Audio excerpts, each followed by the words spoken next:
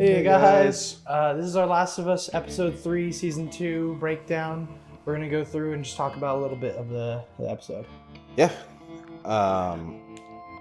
Which I guess for me, the first initial thought I had following up last episode, which spoilers from here on out, we'll just immediately jump to it. Yeah, I mean pretty obvious, yeah. Yeah, I was feeling the weight of Joel's death pretty hard.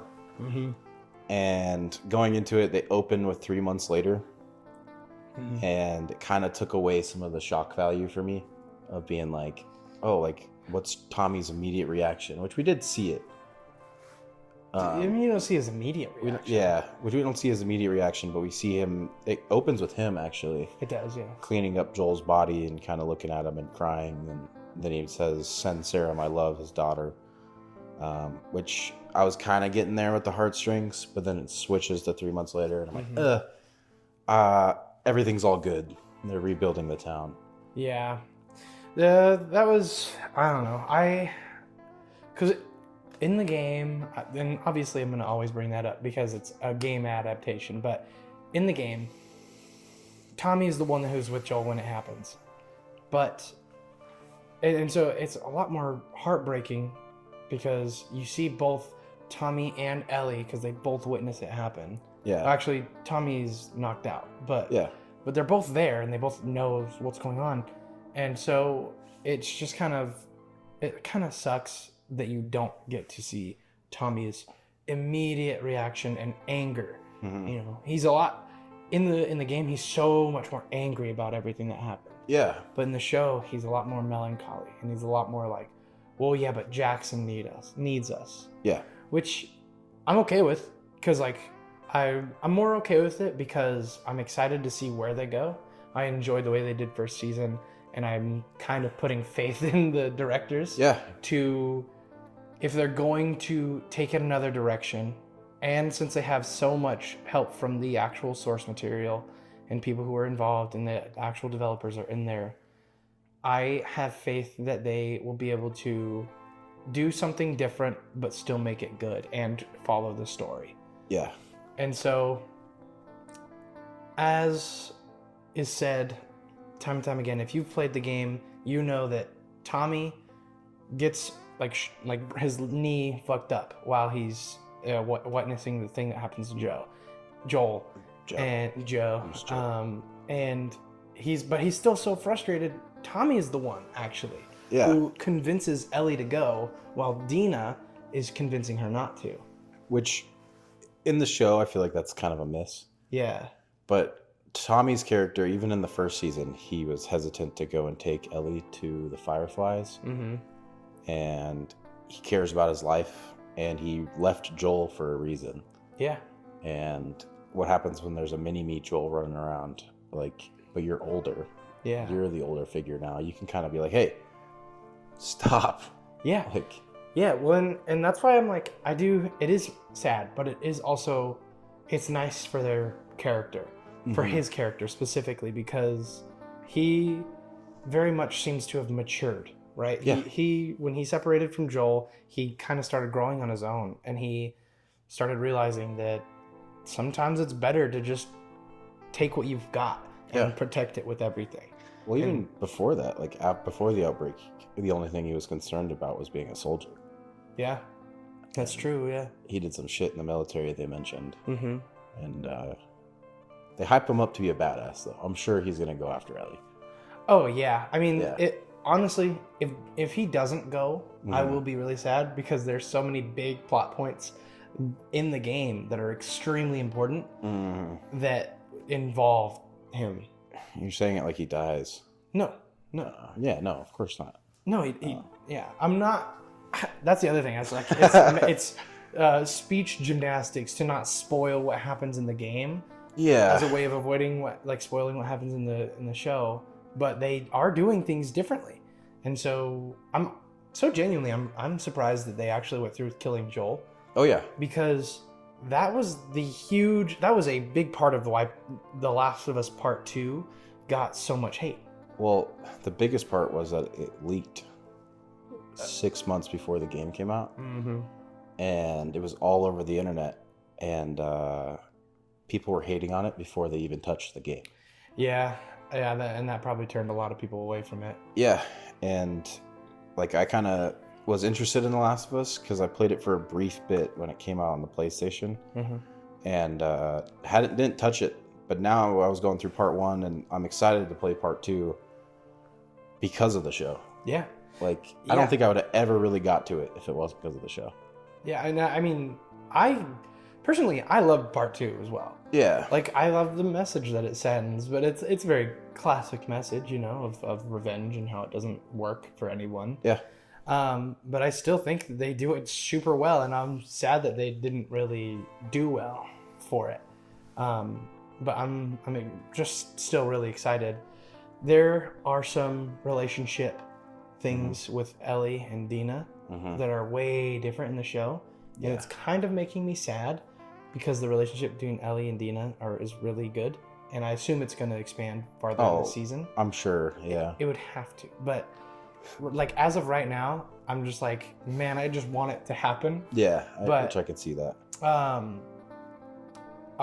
We start off in this episode, or from where we were just talking about, Ellie wakes up 3 months later in the hospital, right? And she's still recovering, which me and him both thought that was kind of weird because she just kind of got kicked, and it looks like she got stabbed. It looks like she's got stabbed or something because she's all bandaged up and everything. But so genuinely, I think that, she's a little girl and she got kicked as hard as she could by a full-grown dude who was mad because she cut him in the face. Which kind of is just, I'm trying to believe Ellie's a badass. Right. So, just to suspend disbelief, she got fucked up. Yeah. But when she wakes up, I think they do it in the moment because when she wakes up, she's screaming. And then she's hallucinating what happened, the events, a flashback. Yeah. To Joel dying and stuff, which I thought they did really good. Yeah, they did that really well. Which for me, it also was kind of hey, reminder, Joel's dead, by the way. Oh yeah. Yeah. Fuck you. Fuck you guys. Yeah, and then we had some scenes with Tommy and Jesse, which didn't really matter before that. They were kind of just rebuilding or building parts of the town. They're expanding again and repairing what the wall was. It does show Tommy's getting older. He's not nearly as strong as someone like Jesse who's younger and in his prime. Visibly, he looks a lot older too. Yeah, which is weird in his face. He looks way older, but yeah, and I think they did good on that. The whole thing with Ellie though, she doesn't look much older. I don't know if maybe I'm misremembering. From where she was last season? Yeah. She acts different, way old. She acts like she's older. Yeah. Sometimes she's a fucking little brat. Yeah, but it makes sense, she's growing and she's going through these experiences, but she's still a kid, so she still has those character traits where she is very arrogant. And it's that way in the game too. Which I think I can kind of tell she's older because they're in the first season they made her wear a body plate that covered her cleavage and stuff. Oh really? I actually didn't even know that. Make her look more like a teenage girl. Wow. Or teenage boy, because Ellie's very masculine. But when she wakes up in the hospital, it's also, you can kind of see it because immediately before she's able to be released, she has to talk to the therapist, Joel's therapist. Yeah, the same lady who basically told Joel that she doesn't like him. Yeah. Yeah. No, not basically. She did. She just outright said that. But, I like that scene a lot because she goes in, she talks to Ellie, and she's like, well, I know you've been through a lot. You've just been through a really horrible, traumatic experience. And while talking to Ellie's like, well, yeah, no, I'm totally fine. I'm good. I'm doing great. And she basically lies her way through all these basic therapist questions. to get Which out. there was something I was thinking about, because then the therapist mentions that one of the last talks she had with Joel was she said that Joel wronged her. Oh yeah. And this is where I think the maturity comes in, because immediately you could tell she was like, oh, I don't know, it doesn't really ring a bell. Yeah. He wronged me. Yeah. Yeah. Oh, and then she says this line of, oh yeah, I wish I could have done something to have made him not feel that way, but sometimes that's just not in your control. I shouldn't blame myself for that. Or she says, I shouldn't define our relationship based off of a last interaction. Which that part hit. Yeah, and I thought that was really good, and I'm like, that's something you would expect a therapist to say. And so I think the therapist was like, wow, you're really healthy. Which it even stuck out to me, because I almost mentioned it in the review last night. There was a split second where I was like, it just hit me when the sister died, and like she pushed her on the stake. Oh yeah. She like says her parting ways. I literally almost said word for word, your last interaction with somebody doesn't define it. And I was like, wait, where is that from? Yeah, and it stuck out. Yeah. That's a good line. And Ellie seems like a seasoned pro with therapy, even though it doesn't seem like she should be or anything like that. Well, because she grew up in the middle of the apocalypse, so it's like therapy you wouldn't think is very readily accessible. I think Fedra would be giving her therapy. No, I wouldn't think so either. In fact, in the beginning, when Ellie gets in trouble, she's like, just send me to the box. Yeah. Which very much shows you how they deal with troubled children. Yeah, that's true. In Fedra QZ zones. QZ zones?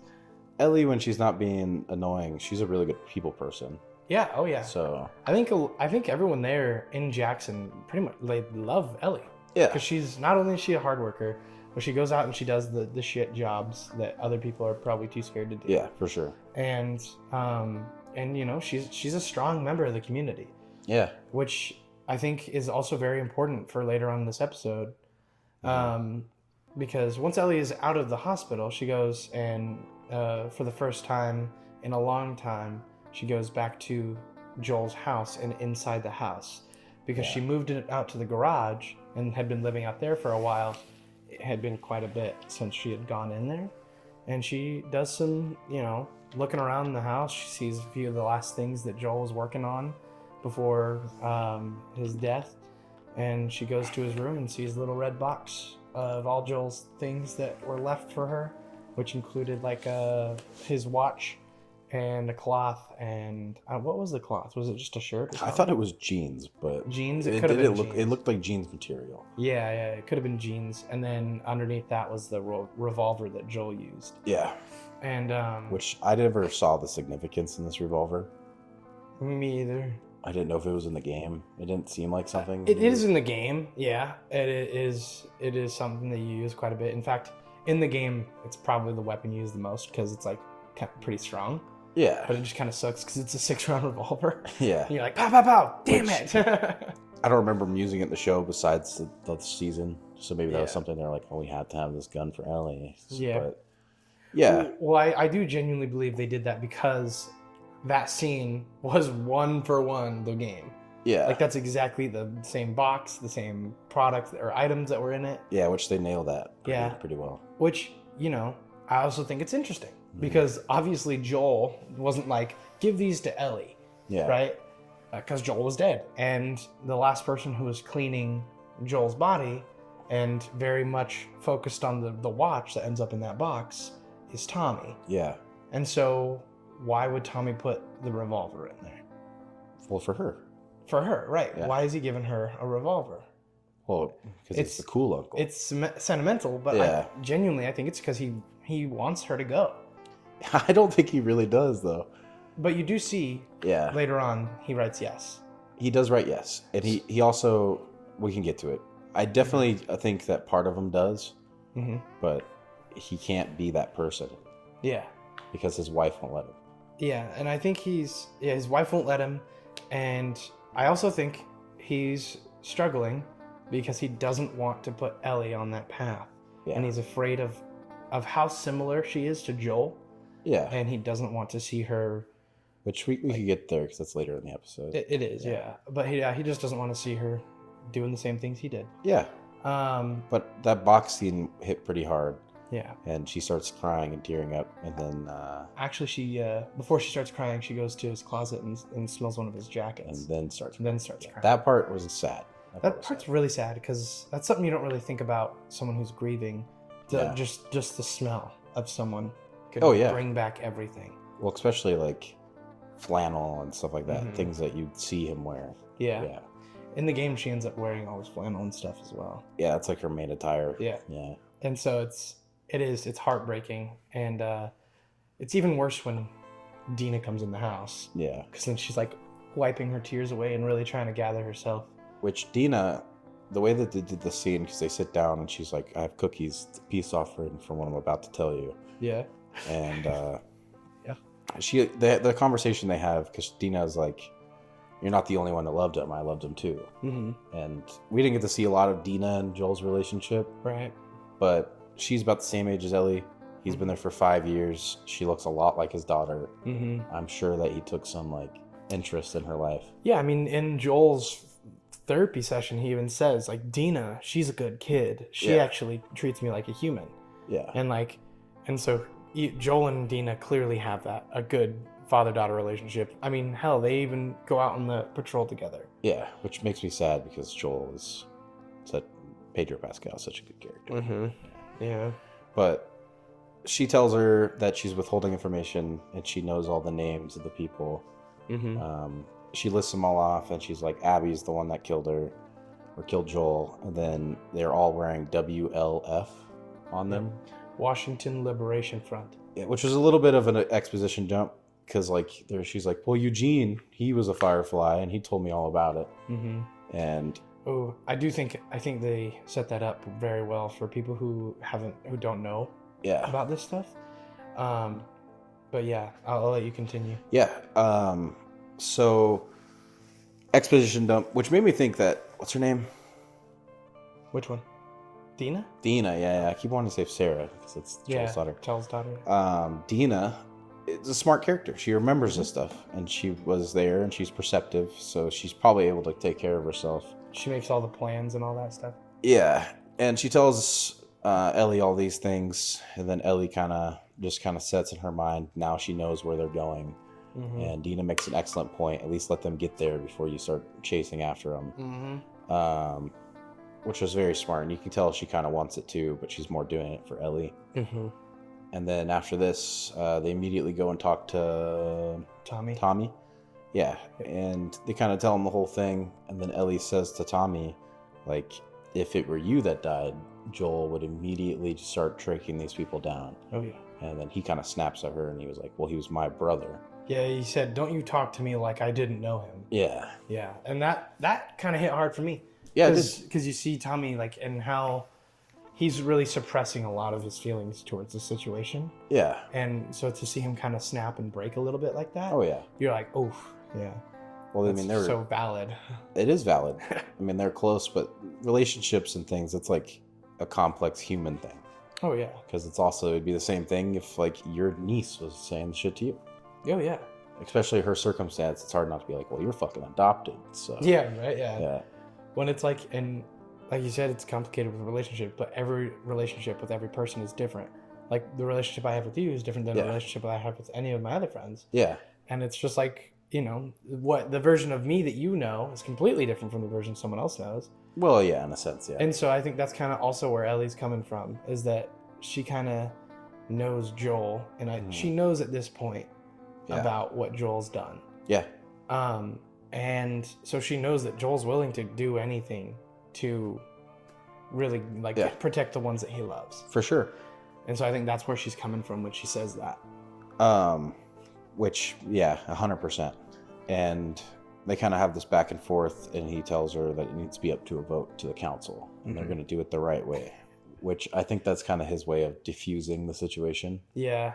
That's kind of... I like how it was said of, if you want nothing to get done, you put it up to a vote and a council. Yeah, exactly. That was done really. That's so funny.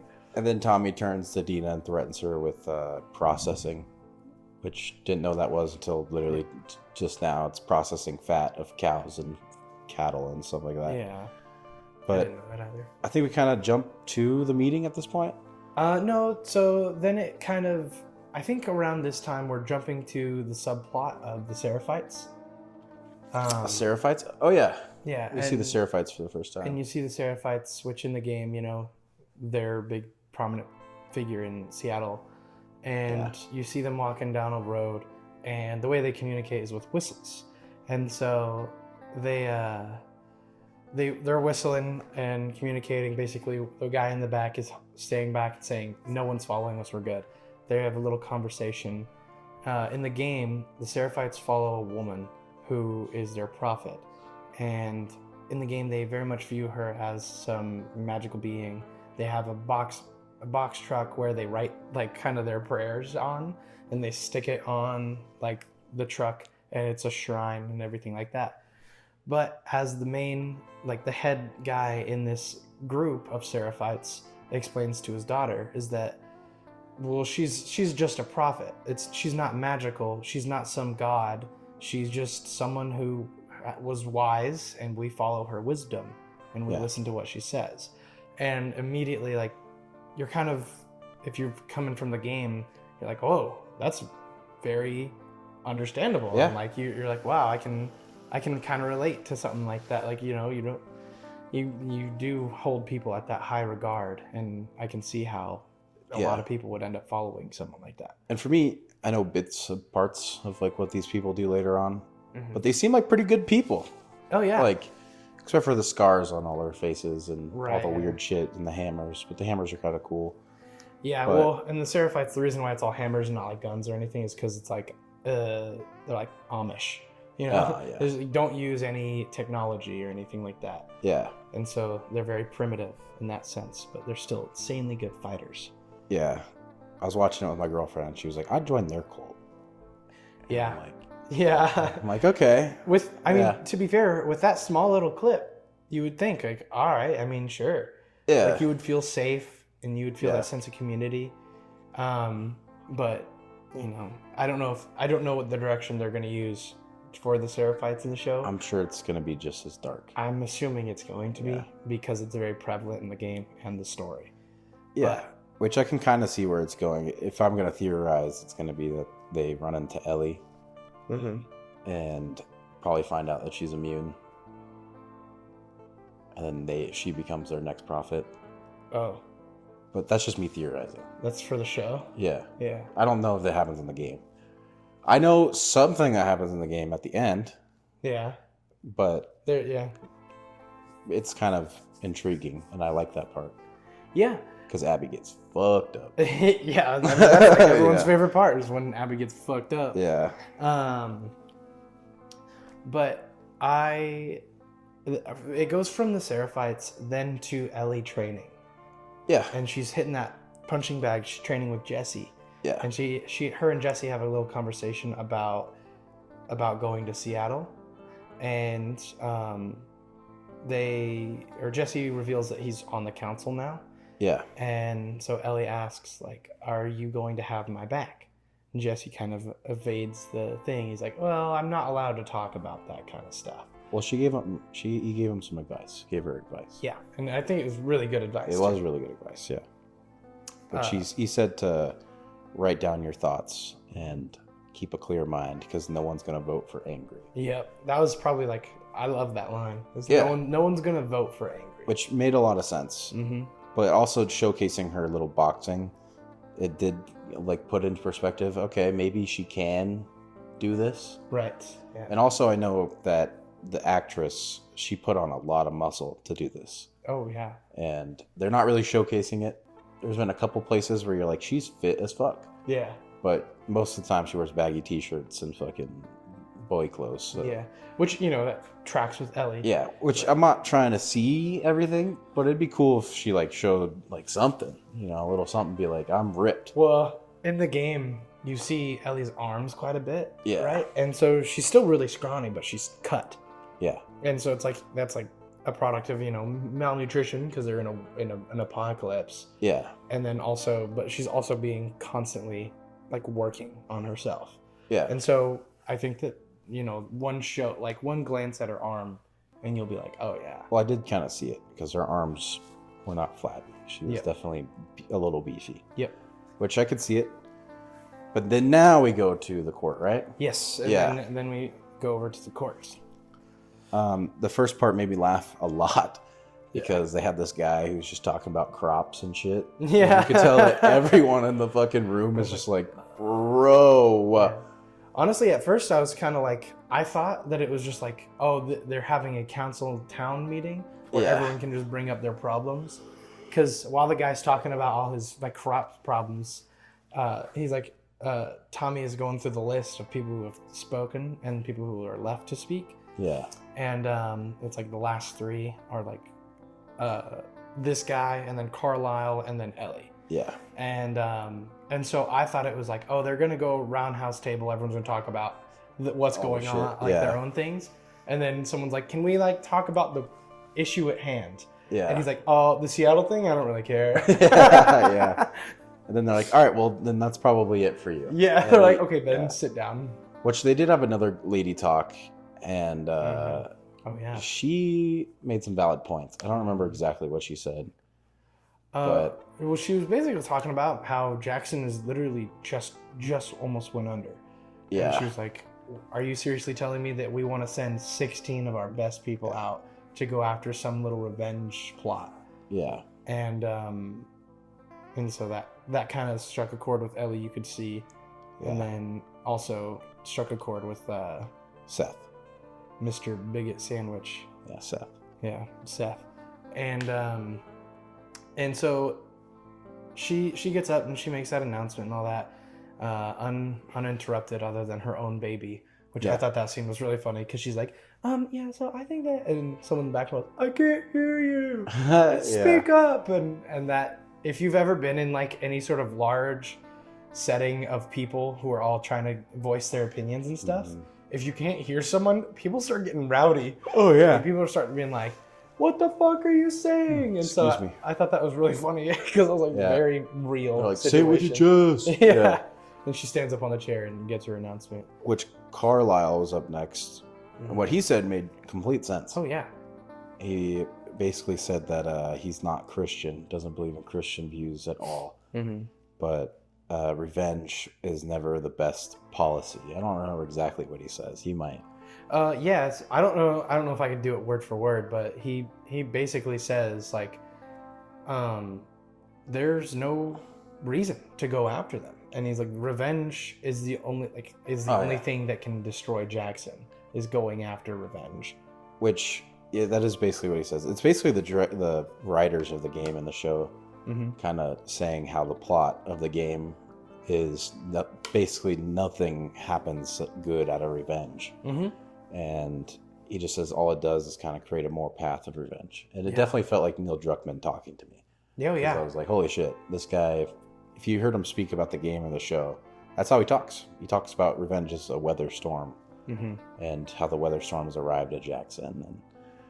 And besides the point, though, he does a really good job of talking about it. And then immediately Seth gets up and he's like, shut the fuck up. Yeah.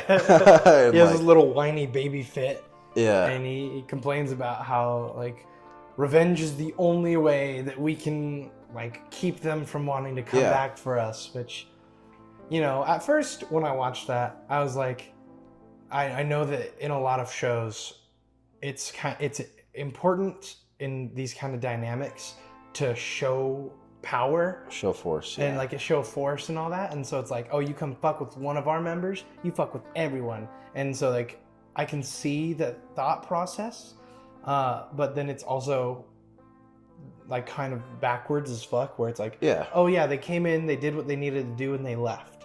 Yeah. And so to think that, us going and killing them, or at least getting revenge on them, isn't gonna make them all of a sudden now have a target on Jackson as a whole. Well, the thing is that if you didn't know what exactly the whole thing was, that is true. Like, because I was thinking of The Walking Dead. That's why everything Seth was saying was making sense. Oh yeah, that's true. I do forget that, like, they don't have all the knowledge that we do about it. Yeah, because in the show. In The Walking Dead, if they like, there's a scene with like Negan and everything, and they get attacked, and they have a whole meeting and stuff, and they're like, well, we need to strike back and make sure that these people know not to fuck with us and all this stuff. And in that moment, you're like, yeah, that makes sense, because you don't know anything about your enemy. You don't know if their whole gimmick is to take what you have. Right. And, you know, they dealt with raiders and all these things. So it would make sense. Yeah. But it does. And I just realized that Dina literally hasn't really told anyone anything about it. Besides Tommy and Ellie. Yeah. And so, and like, obviously everyone knows now where they're at. Yeah. Because they all know about it being in Seattle. But you don't necessarily know everything that Dina knows, which is she knows that they were there to kill Joel. Yeah. And so you're not really sure if the citizens understand that completely. Which I think Tommy might have told the board and kind of mentioned it. Yeah. But Seth kind of also goes off and he's like, well, they killed one of our own.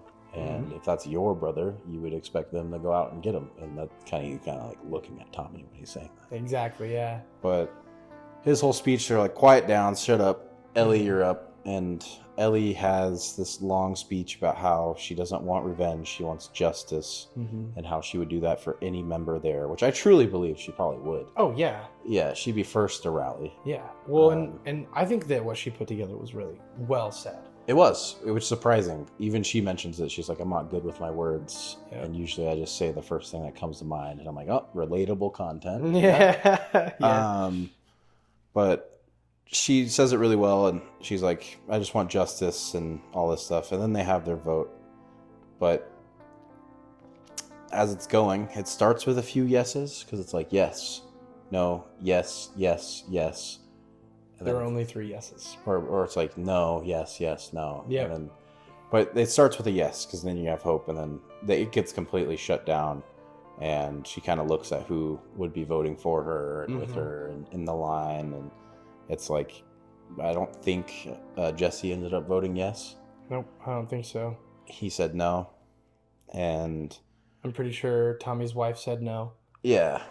But I also thought it was really funny. When they were all writing it down on the thing, everyone folded it in so you can't see what they wrote, and they hand it down the line. Tommy wrote yes and then folded it out, and he was very proud about it. You know, he's like, yep, I do agree. Like, we need to do this.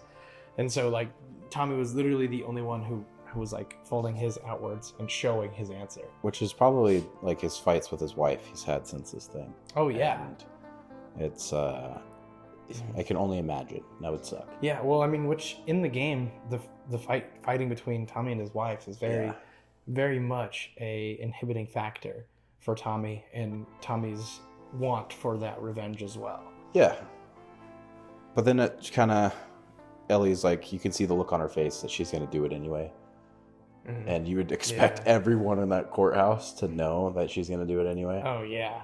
And yeah, I mean, she even ends her speech with, like, whatever the vote is, I will respect. Yeah. And and then the vote ends up coming out, and she just kind of walks out. Yeah. With everyone. And then I think it flips just to her in the garage. I believe so. And she kind of has this arsenal of small arms and rifles and stuff and food she's packing for her trip. And Dina comes knocking, and Ellie's like, are you alone? Like, go away, I'm going to sleep. And Dina's like, you're not going to sleep. We both know that's not where you're going. Yep. Dina's such a lovable character. Yeah. And Ellie invites her in.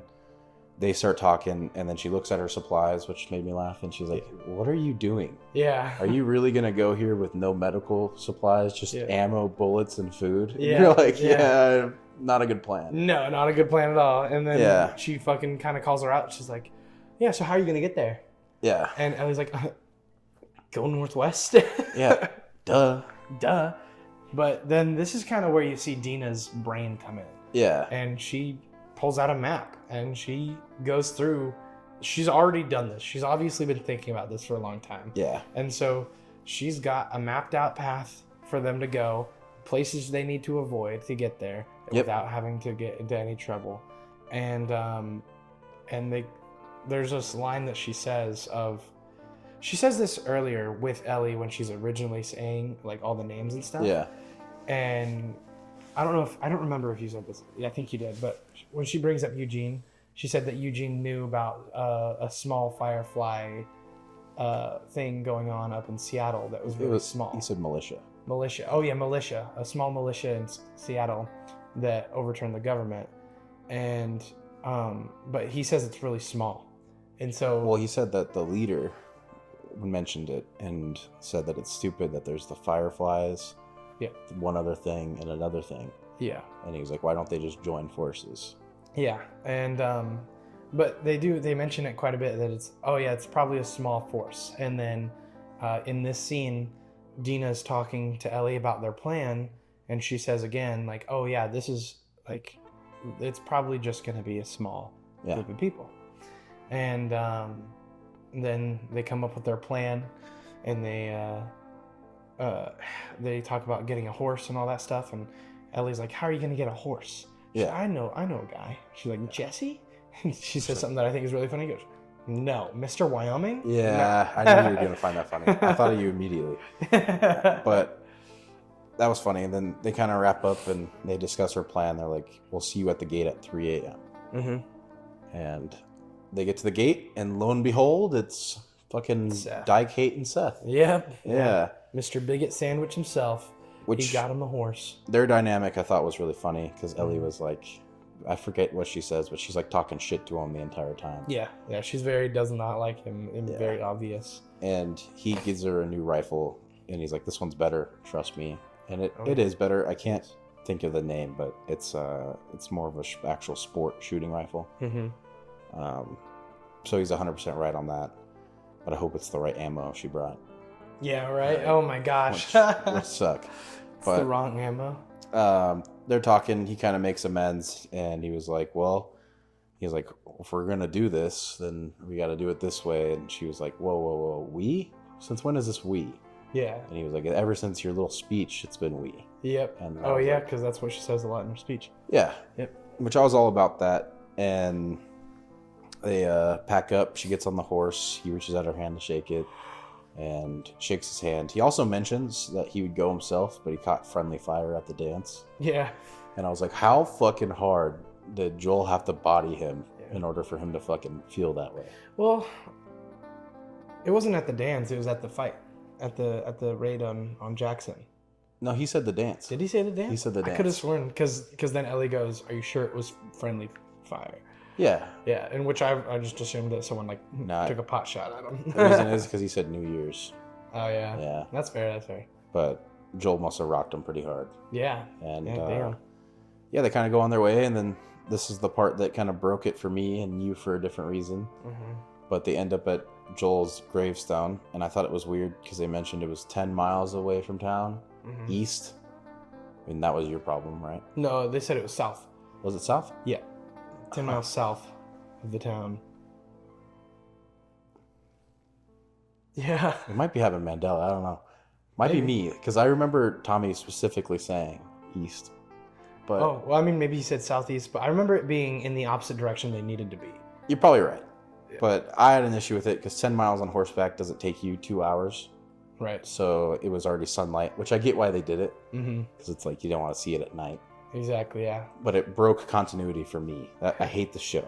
Right. This is the worst dog shit show ever. And for you, it was kind of not the same. But. No, it wasn't. It didn't really break continuity for me. I was just more like, because I understand like going out of the way to go for it. Yeah. But like constantly they say like on the way. I'm like, but it's actively out of the way. It's the exact opposite direction. But that was quite literally the only thing I was like, oh, it doesn't make sense. But whatever. And they kind of get on their horse, and there's like a nice little travel montage of them traveling from Wyoming to Seattle. Yeah. Which we live in the Pacific Northwest, so you can kind of tell where it goes from Wyoming to very more green. Yeah. And you're like, all right, that's Oregon for sure. It is so funny how noticeable it is, because it's true. From when I lived in Wyoming, when I moved to Oregon, it was the exact same thing. Yeah. It was almost like a dead line where it's like, oh, this is where things grow. Yeah. This is dirt, dust bowl, and then this is green. And it's like it is very cool to see that progression of the vegetation. Yeah. because it does do a good job showing their travel. Which I'm curious where it's filmed, because it looked exactly like Oregon or Washington. Mm-hmm. Yeah. And that made me curious, especially Wyoming. I'm not sure if they actually filmed there, but Actually, and I know that in the first and second episode, it was in Canada. which Canada's right there, Vancouver, Yeah. so that makes sense. Yeah. Yeah. That's So- like the same area. Yeah, It's it's very possible that they did. it's did probably in literally in Canada. Vancouver. Yeah. Which Vancouver is literally right Washington, Vancouver. Yeah. But that makes sense. It's probably all in Canada. Mhm. But yeah, they go on this journey and they start playing little road games, which I thought was fun. Yeah. They did like a word association game, kind of like a plate game. I Mhm. don't know if you ever played that or anything, Yeah. but they go through the alphabet naming most popular bands. Yeah. And they all are like pretty old bands, Yeah, which I think was cool because it made sense because that would be around the time frame, and those bands would be most prevalent around that time. Yeah. And it didn't make when sense it to went me down. until he explained it, Yeah. which made sense because that's all would be left: DVDs and CDs and stuff. Yeah. and Yeah. And it's, cassettes. well, and even in the QZ zone, Ellie has a Walkman. She does. So Yeah. I forgot about that. Yeah. And so it's that time frame of just like always listening to like hard copies of music instead of now where we got digital Yeah. copies everywhere. And so it's probably a lot more easily accessible. Yeah, which also on their journey, it's starting to bother me because it's like, why the fuck is Ellie Dina's friend? Yeah. Because she's kind of snapping into Joel mode, is what Yeah. it seems like. Because she's like, oh, I seen this guy act like this when we were doing this, Yeah. so I have to be Joel. And she just kind of treats her like shit. She's like, I don't want to play these games. Yeah. I'm good. Like, no thanks. Yeah, because there's Ellie's like, are you really gonna make me go through the whole alphabet? And Dina's like, oh, we can play a different game. And Ellie's like, well, how about silence? Yeah. Which I'm pretty sure is an exact line that Joel used. It is. With the music. Yeah. So it is kind of funny how she's really adopting Joel's attitude. Which I was half expecting Dina to make a pun somehow, Right. which she did earlier, which I thought was funny. What was the pun? It was with the dead bear. A dead bear. Yeah. Oh. Oh yeah. Oh yeah. That's I true. forgot what that's it true. was. It was I like, forgot about this the is dead bear. Bearlicious or something. Yeah, it was Bearlicious. Yeah, yeah. Yeah. Well, oh yeah, and because Ellie's got that book of puns, and she was like, "Did you just come up with that?" She's like, Yeah. "I've never heard that one before." That was good. And then she writes it down later. Yeah. Yeah. Which was a cute callback. I did like her puns. Her puns are fun. hmm But then they kind of set up shop in the tent. Dina knows everything. She knew it was going to rain, and she knew where to set up camp. Yeah, which is interesting, right? Yeah. Because it's like kind of hints towards the fact that maybe that's kind of where Dina was coming from. Seattle? Yeah, or somewhere over Is there. that where she comes from? I have no clue. Oh. I actually have no clue, and that it might have been said in the game, but I completely have forgotten at this point. But like, honestly, if it could hint towards the fact that she's smart and she did research, Yeah. and she understands it because from like secondhand knowledge that Pacific Coast is very much unpredictable weather, Yeah. and Well, she was like looking for a clearing and things like that. Which you would imagine if Ellie went by herself, she'd just be thugging it out. oh yeah, Ellie would have Yeah. gone through the rain. She wouldn't have given a fuck. No, but in the tent, they kind of have a sweet little moment because they're talking, and it's a little awkward at first Mm-hmm. because you can tell Dina wants to talk to her, and Ellie kind of is like, I'm going to just push you away because Yeah. I really don't know if you like me or not, but Yeah. we're friends. And they're like, all right, good night. And it's a weird silence, and Dina's like, actually, I have a question. She turns on the light. What was her question? On a scale of like 1 to 10, how was my kiss? Yeah. She's like, because you've kissed girls before. Like, how was it? And then Ellie's like, like a 6. Yeah.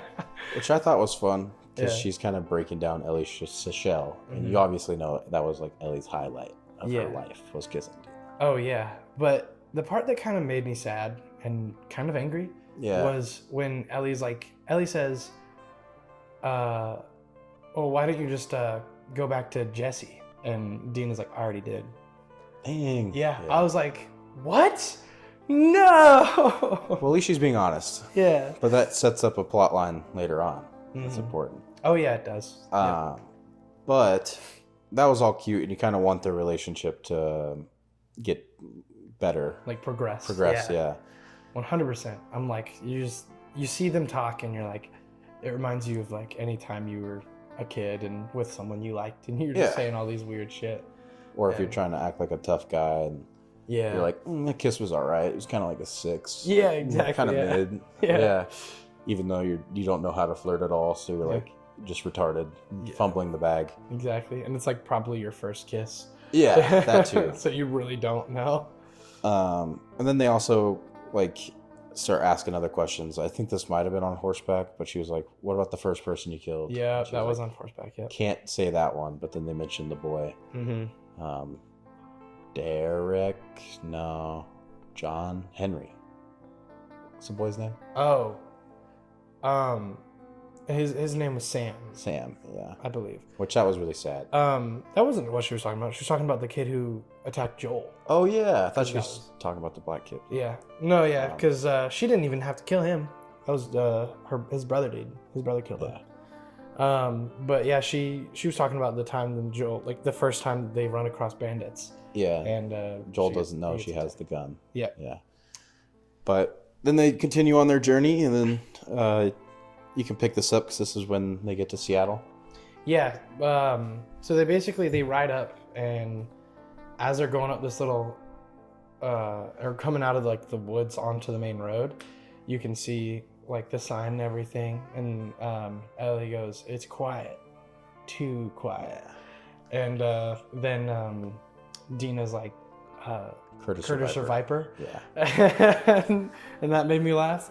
And then they end up going up the hill and looking out into Seattle, right? Yeah. And they mention it again, oh yeah, there's probably not very many wolves.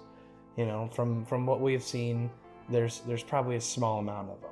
It's just a little group. And then Ellie goes, well, there's about to be a whole lot less. That was just badass line. Yeah, badass line. And then Dina ruins it by going, Curtis or Viper? She's like, no, that was just me. Yeah, that was just me trying to be badass. We did miss it because they did see the Seraphites dead before that. Oh, yeah, I forgot about that, yeah. So they come across the Seraphites before that, and they're all dead from the previous scene. Mm-hmm. And so Dina like goes and checks it out because she sees something. She starts gagging and throwing up. Mm-hmm. Ellie goes and looks, and she sees a little girl and that we've seen previously with her little hammer and her dad. And it kind of hits because she's probably thinking about Joel in that moment and things like that. But they kind of glance past it because they're like, well, a lot of different casings here. It's definitely not Fedra. This is probably the wolves. Yep. And which, that just reinforces that what they're doing is probably a good thing. Yeah. And because, like, if the wolves are really going around killing people like this, who seem to be fairly innocent and unarmed, because they don't have any, like, guns. Yeah. And so it's like, it really reinforces, if Abby did this, and they killed these children. Yeah. They're horrible people. Horrible, horrible people. Which, I agree, it's a horrible thing to do. Yep. Even knowing the game history with the Seraphites, that is still pretty fucked up. Oh yeah.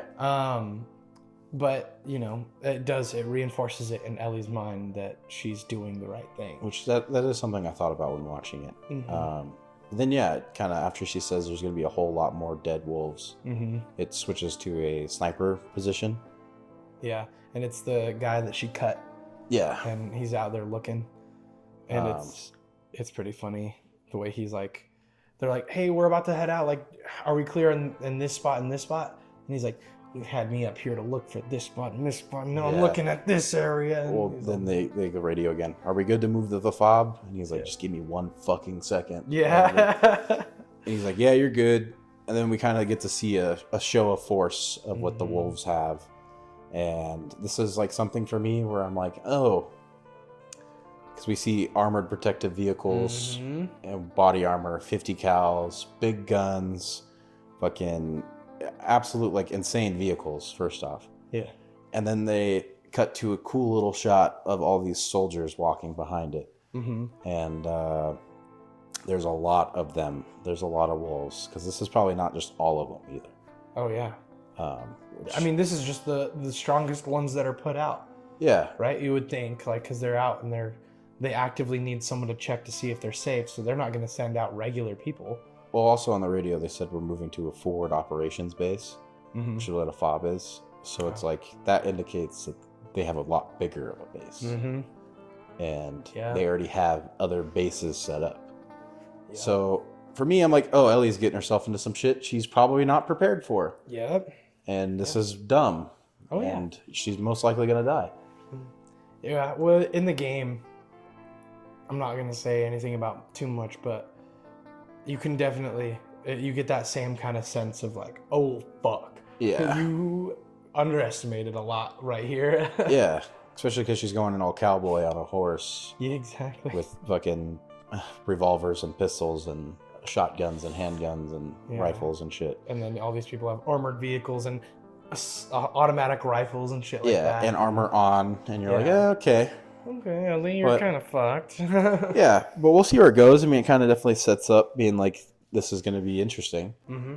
And I know it's going to get action-packed and things like that. And the slow parts are definitely in the beginning of the game for part 2. Oh, yeah. Which it's going to be exciting to see. Mm-hmm. Yeah, I'm so excited. There's so many parts from the game that I really hope they put in. In fact, there are parts that we haven't been exposed to yet, but you see in the trailer for season 2 that they're in the show, and it's the spores. Yep. Because throughout both games, the spores are a very prevalent thing, and so not having seen them until now, or not even now in the show. Yeah, just not seeing them in general. Just not seeing them, and it was kind of like disappointing because, you know, you're like, oh, I want to see how these people interact with these spores and stuff like that. But I am excited for that scene. Yeah, and for me, my rating, I was a little bit disappointed with this episode because the last episode was so good. I'm gonna put it at a 6 out of 10. Wow, 6 out of 10. Yeah. I do really like this episode. Yeah. But it's more of one of those episodes to like set up for something else. Yep. And those ones are usually kind of more boring and not necessarily as interesting. And so I would have to agree, a 6 out of 10. Nice. Because it's it does good plot progression, and it does show a bunch of important things. Yeah. But I agree that it was just kind of fell a little flat because it's just one of those episodes. It's definitely a transition episode to try to get us over what happened and on to the next thing. But shit's about to kick off. Yeah. They're right outside Seattle, and that's where shit starts going crazy. Which I'm excited, but we will see you probably next week. A lot to come. See you later, guys. Bye, guys.